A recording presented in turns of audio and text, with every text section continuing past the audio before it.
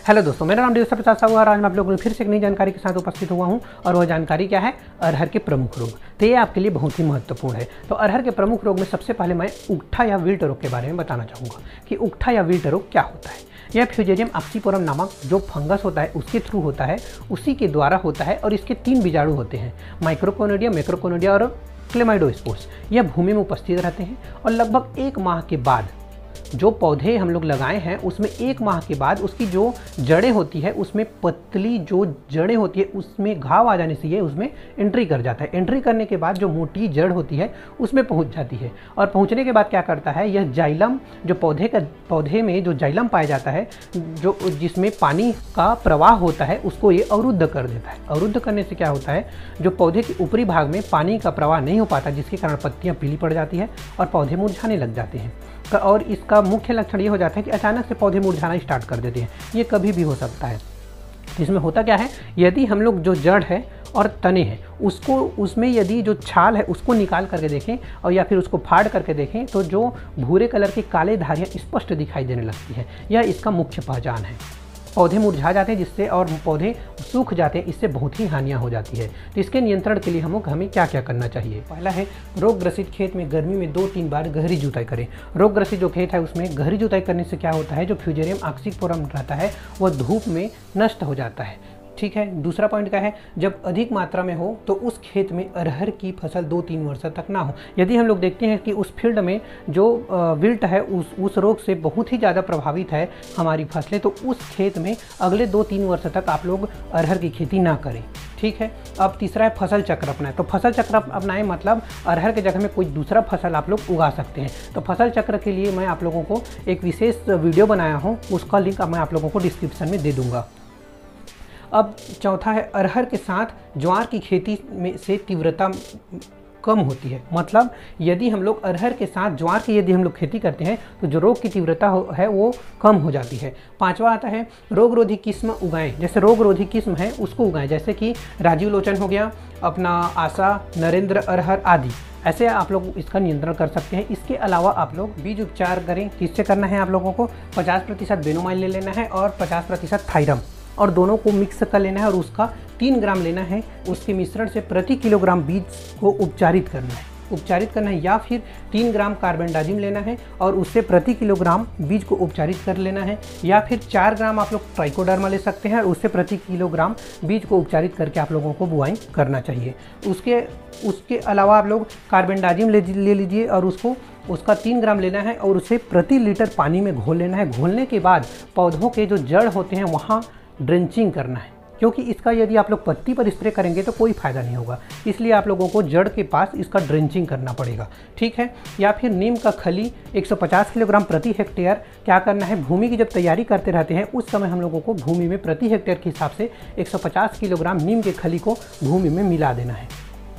इसके अतिरिक्त आप लोग क्या कर सकते हैं, कॉपर ऑक्सीक्लोराइड 1 किलोग्राम प्रति एकड़ पौधों के जड़ों के पास उसको दे सकते हैं, या फिर बुआई के 30 दिन बाद स्यूडोमोनास फ्लोरेसेंस या फिर उसके जगह में ट्राइकोडर्मा विरिडी ले सकते हैं। उसका 2.5 किलोग्राम लेने के बाद क्या करना है, 2.5 किलोग्राम लेने के बाद उसको 50 किलोग्राम जो रेत होता है उसमें, या फिर 50 किलोग्राम जो गोबर की खाद होती है जो अच्छे से विघटित हो उसमें मिला लीजिए। मिलाने के बाद प्रति हेक्टेयर के हिसाब से पौधों के जड़ों के पास उसको देना है। पूरा मतलब 1 हेक्टेयर में जितने पौधे होते हैं उसके जड़ों के पास आप लोगों को इसको देना है।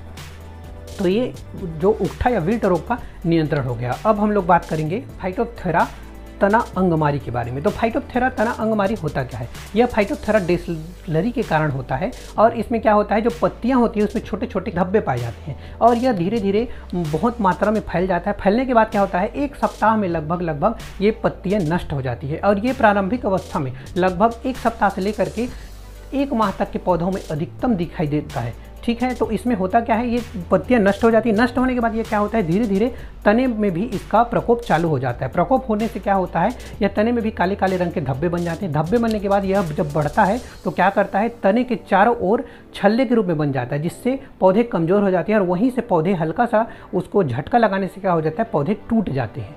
इसका यही लक्षण होता है। तो इसके नियंत्रण के लिए आप लोगों को क्या करना चाहिए? इसके नियंत्रण के लिए आप लोग क्या कर सकते हैं, जल निकासी की उत्तम व्यवस्था करना चाहिए। जो जल निकासी यह अधिकतर उन क्षेत्रों में ज़्यादा दिखाई देती है, जैसे खेत है तो खेत में जहाँ पानी भरता है उन क्षेत्रों में ज़्यादा दिखाई पड़ता है। इसके लिए जल निकासी की उत्तम व्यवस्था होनी चाहिए।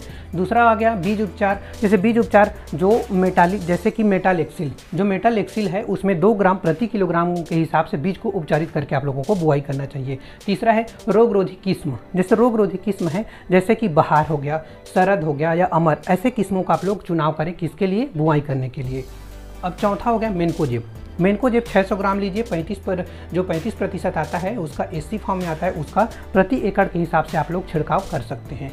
और यदि प्रारंभिक अवस्था में या फिर इनको नहीं कर रहे हैं या फिर ये उपयोग नहीं कर रहे हैं तो उसको छोड़ करके प्रारंभिक अवस्था में यदि कॉपर ऑक्सीक्लोराइड 50% WP जो आता है, वेजिटेबल पाउडर जो आता है, उसका क्या करना है, 2.5 ग्राम लेना है। 2.5 ग्राम लेने के बाद क्या करते हैं, उसको प्रति लीटर पानी में घोल लेते हैं। घोलने के बाद क्या करते हैं, इसका स्प्रे किया जाता है। ठीक है।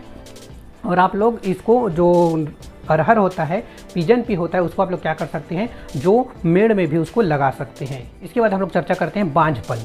बांझपन मतलब यह रोग किससे होता है, वायरस के द्वारा होता है। और वायरस कौन सा होता है, मोजेक वायरस के द्वारा यह बांझपन रोग होता है। इसको फैलाता कौन है, एरियोफाइट जो माइट होता है, मकड़ी होता है, उसके द्वारा ये फैलता है। इसमें होता क्या है, जो पौधे होती हैं उनकी पत्तियां गुच्छेदार हो जाती हैं। जैसे फसल पकने का समय रहता है उस समय क्या होता है, ये बहुत समय तक हरे रहते हैं, जबकि स्वस्थ फसल क्या होने लगते हैं, सूखने लग जाता है। जबकि ये पौधे क्या होते हैं, हरे भरे रहते हैं, लंबे समय तक हरे भरे रहते हैं। और इस पौधे में क्या होता है, या तो 1-2 फूल आएंगी, उसमें भी फल नहीं लगता, या फिर उसमें फूल ही नहीं आता। तो फूल ही नहीं आता तो क्या होता है, उसमें फल ही नहीं बनते, जिसके कारण इसको क्या कहते हैं, बांझपन का रोग अरहर का कहते हैं। ठीक है। तो इसके नियंत्रण के लिए आप लोगों को क्या करना चाहिए, इसके नियंत्रण के लिए आप लोगों को करना ये चाहिए कि सबसे पहले तो एरियोफाइट जो माइट होता है, जो इसका वाहक है, जो इसको फैलाता है, उसका पहले नियंत्रण करना चाहिए। इसके नियंत्रण के लिए आप लोग फसल चक्र अपनाएं। तो फसल चक्र का लिंक मैं डिस्क्रिप्शन में दे दिया हूँ, उसको ओपन करके आप लोग जा करके देख सकते हैं। दूसरा आता है रोगरोधी किस्म। जैसे रोगरोधी किस्म है जैसे कि राजीव लोचन हो गया, शरद हो गया, ऐसे किस्मों का आप लोग बुआई के लिए चयन कर सकते हैं। तीसरा है फ्यूरोडान 3G का 3 ग्राम प्रति लीटर पानी में मिला करके उसका छिड़काव करें। किसके लिए, जो एरियोफाइट माइट होता है, मकड़ी होता है, उसको मारने के लिए आप लोग फ्यूरोडान 3G का 3 ग्राम प्रति लीटर पानी में मिला करके उसका छिड़काव कर सकते हैं। या फिर डाइमेथोएट 30 cc का 1.7 ml प्रति लीटर पानी में मिला करके उसका छिड़काव कर सकते हैं। क्यों, जो माइट होता है उसको मारने के लिए, ताकि वो जो बांझपन का जो मोजेक वायरस है उसको प्रवाहित या फिर उसको एक पौधे से दूसरे पौधे पे पहुंचा ना सके। इसके लिए उस माइट को मारना बहुत ही ज़रूरी होता है। या फिर पांचवा, प्राइमरी स्टेज में यदि आप लोग जब आप लोग देखें कि यह बांझपन रोग 1-2 पौधे में दिख रहा है, तो उस स्थिति में आप लोग तुरंत के तुरंत क्या कर सकते हैं, जो प्राइमरी स्टेज में क्या करते हैं, कैल्थेन जो आता है उसका क्या करते हैं, 1 ml प्रति लीटर पानी में मिला करके उसको घोल बना करके प्रति लीटर पानी में मिला करके उसका छिड़काव कर सकते हैं। ठीक है। और यदि आप लोग देख लिए कि यदि उस रोग से वो पौधा ग्रसित हो गया है, तो उस पौधे को उखाड़ करके आप लोगों को फेंक देना है। और इसमें कंट्रोल किसका किया जाता है, जो एरियोफाइट जो माइट होता है उसको कंट्रोल किया जाता है, उसको मारा जाता है, ताकि वह वायरस को एक पौधे से दूसरे पौधे जो स्वस्थ रहता है उसमें मत पहुंचा सके। तो आज के लिए बस इतना ही। मेरे साथ इस वीडियो में शुरू से अंतिम तक के बने रहने के लिए बहुत बहुत धन्यवाद।